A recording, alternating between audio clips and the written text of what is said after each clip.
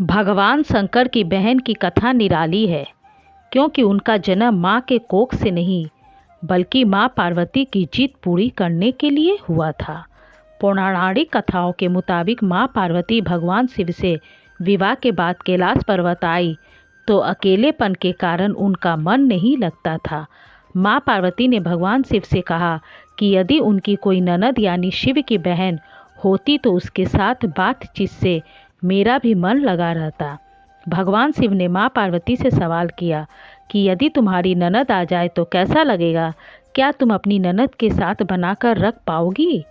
माँ पार्वती ये सुनकर भगवान शिव से रूठ गई। उन्होंने कहा कि मेरी ननद तो मेरी उससे क्यों नहीं बनेगी। इस पर शिव ने उन्हें मनाया। भगवान शिव ने कहा कि ठीक है, मैं तुम्हारी ननद को बुलाता हूँ। यह कहकर शिव ने माया से एक देवी को बहन के रूप में उत्पन्न कर दिया। भगवान शिव ने माँ पार्वती से कहा कि तुम्हारी ननद असावारी आ गई है। असावारी देवी बेहद मोटी थी और उनके पैर में दरारें पड़ी हुई थी। असावारी देवी ने स्नान करने के बाद भोजन मांगा। माँ पार्वती ने खुश होकर ननद के लिए भोजन बनाया और असावारी देवी को परोस दिया।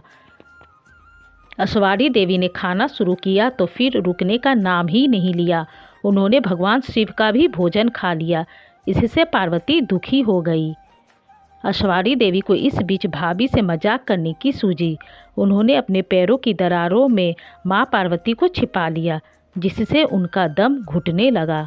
माँ पार्वती ने बाहर निकलते ही कहा कि मेरी ननद को जल्दी विवाह करके विदा कीजिए।